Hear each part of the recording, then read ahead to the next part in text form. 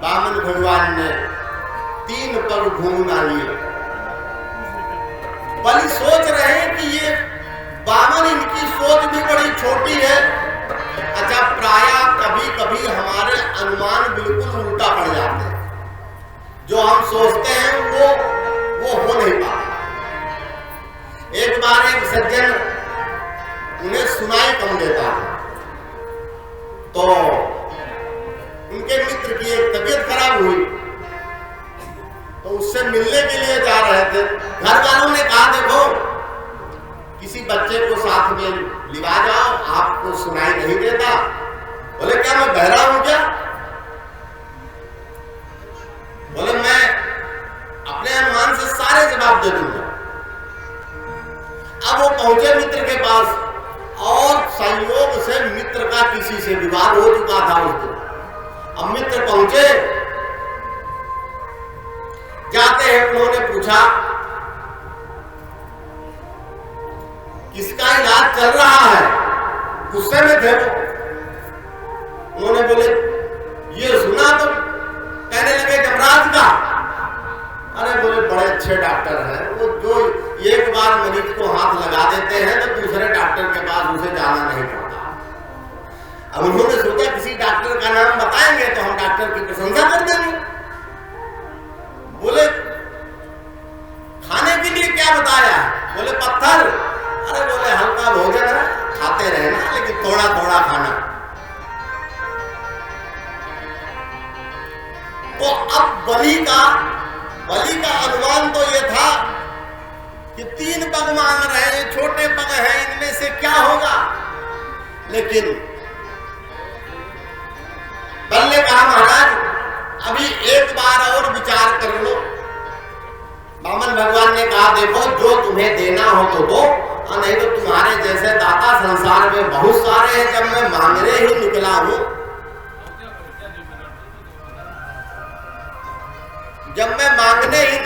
तो हमारे पास किसी तरह की कोई कमी नहीं। अरे बोले, नहीं महाराज, नाराज ना हो, और जहां चाहो वहां से 3 पग आप नाम। अरे बोले, ऐसे कैसे नाम ले? हम ब्राह्मण है, संकल्प करिए पहले। और जब संकल्प की बात गुरु शुक्राचार्य के कान में पड़ी, उन्होंने सोचा हमें तो ये बमुना गड़बड़ दिखाई देता है, संकल्प करवा रहा है 3 पग का। नेत्र बंद किए, नेत्र बंद करके जब देखा तो वो तो नारायण विश्वरूप दिखाई दिए। दौड़ करके शिष्य के पास आए, कहने लगे, एस भैरोचने शास्त्रास भगवत विष्णु रब्बया कश्यपादितेर जातो देवानां कार्य साधका। अरे विरोचन पुत्र बलि, ये बमुना नहीं है, 52, 53, 54, 56 सब है। इसके चक्कर में न पड़ो, ये भगवान विष्णु है, कश्यप अदिति किया, इन्होंने जन्म लिया है, और तुमको भिखारी बना के देवताओं को राजा बना देंगे। इसलिए अब तुम बामन से ये बोलो कि मैं 3 पग तो दान करूंगा, लेकिन अपने पग में तुम्हारे पग लेने। बलि कहने लगे, महाराज गुरुदेव, पहली बात तो कुछ मांग ही नहीं रहे थे, मेरे बहुत आग्रह करने पर उन्होंने 3 पग स्वीकार किया। अब मैं चक्रवर्ती सम्राट 3 पग को अगर मैं मना कर दूं तो कितनी बड़ी निंदा होगी मेरी। अब बोले, संसार में कुछ भी स्थिर नहीं है, और अगर ये बामन है तो 3 पग से ज्यादा लेगा नहीं, और अगर नारायण है तो मुझसे बड़ा सौभाग्यशाली कोई नहीं। तो बलि ने गुरुजी की बात नहीं मानी। फिर गुरुजी समझा रहे, कहते, सुनो, दानी को दान वहां तक करना चाहिए कि खुद फकीर न हो जाए। कहते हैं, पंचधा विभजन वित्तम इहा मूत्र मोदते। कहते, धर्माय यश से अर्थाय कामाय स्वजनाय च, और पंचधा विभजन वित्तम इहा मूत्र जमोदते। जितना धन हो उसके 5 विभाग करे, एक भाग धर्म में लगा दे, दूसरा ऐसा करे जिससे उसका यश फैले, तीसरे से अर्थ उपार्जित होता रहे, और चौथे से अपनी कामनाओं की पूर्ति करे, अच्छा मकान बनवाए, अच्छा भोजन करे, अच्छी तरह रहे, और एक भाग अपने स्वजनों पर भी खर्च करे। अगर स्वजनों पर व्यक्ति धन खर्च नहीं करता तो परिवार के लोग ही दुश्मन हो जाते हैं। कई जगह तो हमने कहते सुना है कि सारे धन पे कुंडली मार के बैठ गए। अब कुंडली मार के कौन कौन बैठता है? तो वो परिवार के लोग जब खर्च नहीं करते तो कहते हैं कुंडली मार के बैठे, जब तक ये है तब तक खर्च थोड़ी करने देंगे। तो धर्माय से अर्थाय कामाय सुजनाय चा पंचधा विभजन वित्तम, यहाँ मूत्र चमोदते, यहाँ भी सुख पाता है और वहां भी सुख पाता है, इसलिए ऐसा करो। बोले महाराज वो तो ठीक है, लेकिन मुझे झूठ बोलने का दोष लगेगा, मैं झूठ कैसे बोलूं? शुक्राचार्य जी कहते तुम्हें झूठ बोलने का दोष न लगेगा। कुछ स्थान ऐसे होते हैं जहां झूठ बोलने में दोष नहीं होता। कहते स्त्री सुनर्म विवाहे चा प्रत्यर्थे प्राण संकटे, गो ब्राह्मणार्थे हिंसायाम नानतम स्याद जुगुप्सितम। पहली बात तो स्त्रियों से झूठ बोलने में दोष नहीं लगता। स्त्रियों की आदत क्या होती है? मान लो कहीं गई किसी उत्सव में, अब किसी के झूमक नई डिजाइन के हैं और या बढ़िया नई स्टाइल की कोई साड़ी आ गई, देखा, और आते ही घर में श्रीमान जी से बोली सुनो जी वो देखा नहीं उन्होंने कैसे कान में झूमर पहने थे, बड़ी नई स्टाइल के कंगन भी देखे उनके। भाई लोग तो कुछ देखते नहीं, तो माताएं दूसरे का निरीक्षण किया करती है कि ये कौन सी, और जो एक साड़ी पहन के जाएंगे दोबारा वो ना पहनेंगे, वो पुरानी हो गई। तो बोलती है कि भाई ये तो नई स्टाइल की, और ये जो है, अब मान लो श्रीमान जी ने कह दिया कि तुम तो बाबरी हो गई हो, देखती नहीं हो, बच्चों की पढ़ाई इतने खर्च है, तो घर में कला हो जाएगी। इससे अच्छा बोल दो कोई बात नहीं, किसी दिन चलेंगे ले आएंगे, तब तक वो भूल जाएंगे।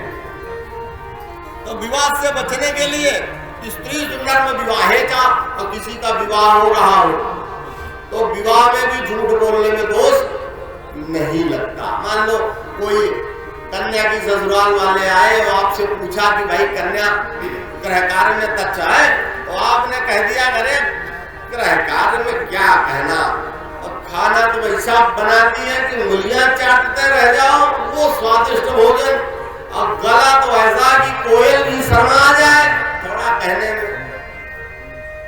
लेकिन उतने कहो कि जितने में। हाँ, एक सज्जन की शादी न हो रही थी और उन्होंने एक नाव ठाकुर से कहा कि भैया किसी तरह जुगाड़ करके मेरा विवाह करवा दो।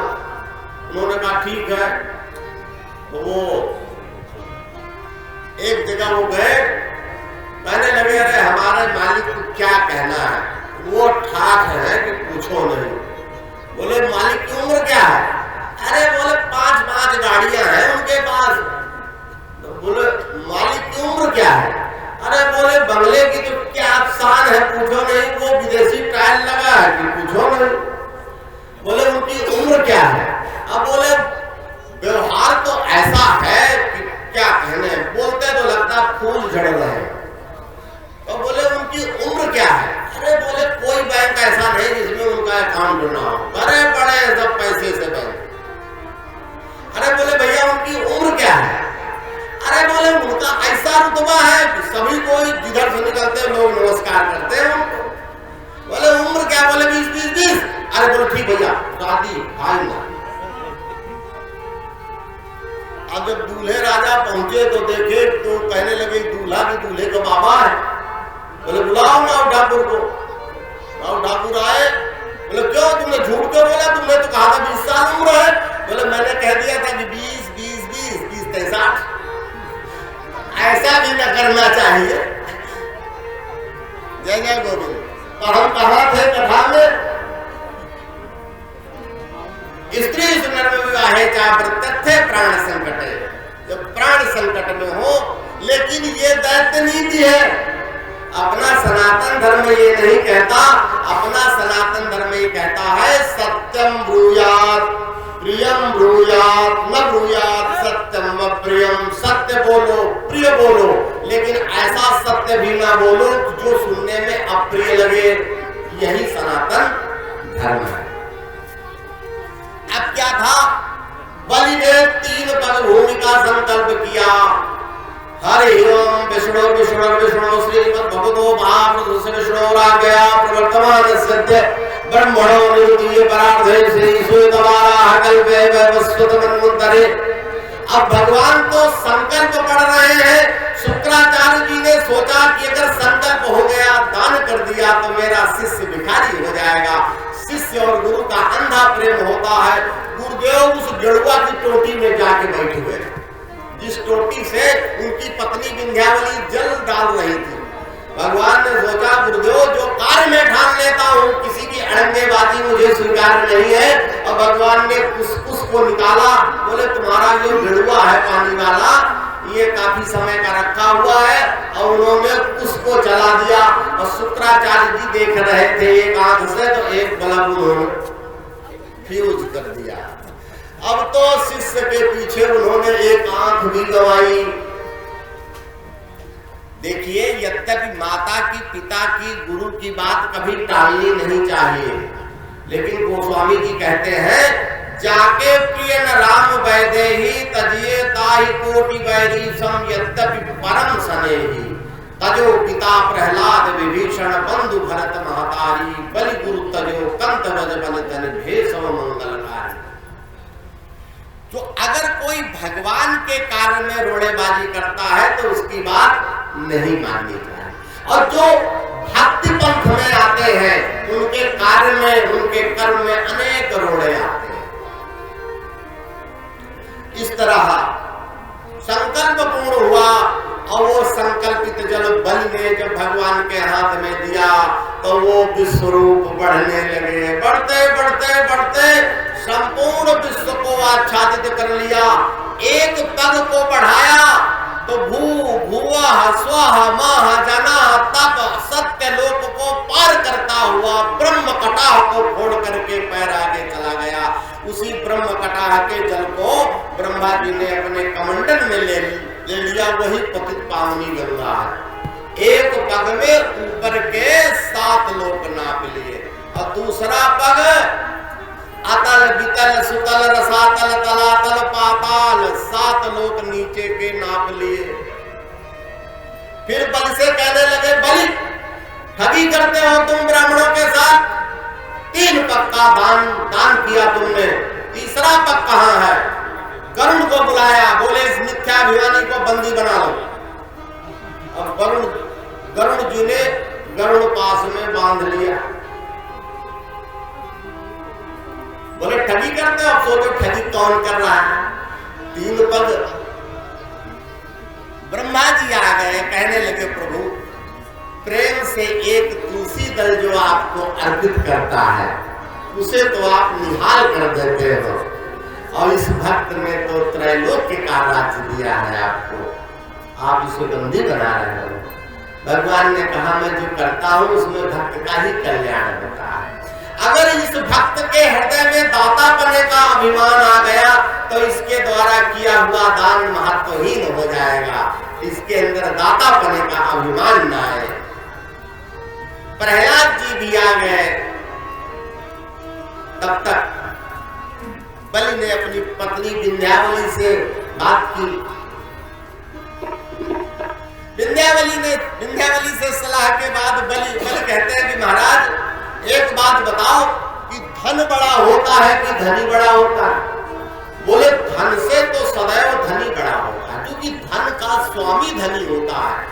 धन का जो स्वामी होता है वो चाहे जैसे चाहे वैसे धन को खर्च करे। तो बोले अभी तो आपने मेरे पति के धन को ही नापा है।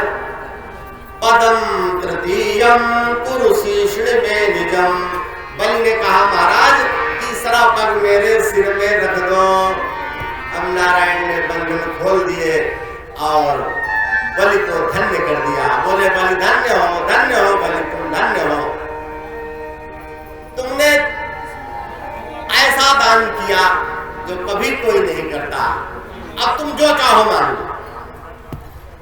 कहा प्रभु ये भी उचित नहीं है, आपसे सारा संसार मांगता है, आप मेरे पास मांगने आए हो, तो मैं तो धन्य हो गया, अब आपसे पुनः मांगू मैं, ये उचित नहीं है। तो भगवान बलि की पत्नी विंध्यावली से कहने लगे देवी ये नहीं मांगते तो तुम ही मांग लो। विंध्यावली ने कहा महाराज ये भी उचित नहीं है कि पति दान करे और पत्नी वापस मांग लो। तो बोले फिर, तो उन्होंने कहा कि महाराज तुम ले नहीं सकते, मैं तुम्हें दिए बिना रह नहीं सकता, इसलिए आने वाले समय में तुम इंद्र बनोगे, अभी तुम सुतल लोक जाओ और सुतल लोक में तुम्हें रहना है। इस तरह आशीर्वाद दे करके बलि को उनके परिकरों के साथ सुतल लोक भेज दिया। बलि ने कहा महाराज अब एक कामना मेरे अंदर जाग उठी है, आपका ये वामन स्वरूप मुझे बड़ा प्रिय लग रहा है और जहां मैं रहूं वहीं आप इस स्वरूप में मुझे दर्शन दिया करो। भगवान ने कहा तथास्तु। भगवान ने कहा मैं तुम्हें बंदी बनाने आया था, तुमने मुझे बंदी बना लिया, अब तो नारायण सुतल लोक में रहने लगे। महालक्ष्मी का बैकुंठ खाली हो गया तो महालक्ष्मी ने सोचा, नारद जी के द्वारा अवगत हुआ कि नारायण तो सुतल लोक में है। तब तो महालक्ष्मी एक साधारण महिला के रूप में जाकर के एक दिन बलि से मिली, कहने लगी महाराज आपको मैं अपना धर्म भाई बनाना चाहती हूँ। बलि ने कहा बहना मेरे भी कोई बहन नहीं है और आप मुझे धर्म भाई बना लो, मुझे तो खुशी होगी। अब महालक्ष्मी ने धर्म भाई बनाया। जब रक्षाबंधन का त्योहार आया तो महालक्ष्मी गई बलि के पास, कहने लगी भैया आज तो रक्षाबंधन है, आज तो मैं अपने इच्छा अनुसार जो इच्छा होगी वो मैं मांगूंगी। बलि ने कहा बहना किसी तरह की कोई कमी नहीं, जो चाहो मांग लो। रक्षा बंधन के उपरांत बलि कहते बहना जो चाहो धन खजाना हीरे मोती जवाहरात, बोली भैया ये सब हमारे यहाँ बहुत है, इसकी जरूरत नहीं। महल में घूमती जब बाहर आई देखा तो वामन भगवान को देख के कहती भैया मेरे यहाँ सब कुछ है, एक चौकीदार की कमी है तो चौकीदार अपना दे दे।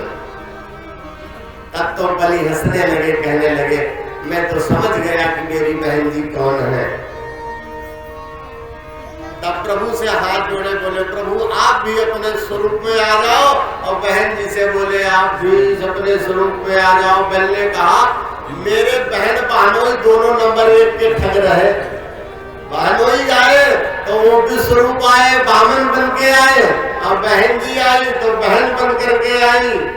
अब बलि जैसा कोई दाता नहीं कि जब नारायण आए तो त्रैलोक्य का दान कर दिया, और महालक्ष्मी आई तो त्रैलोक्य पति का दान कर दिया।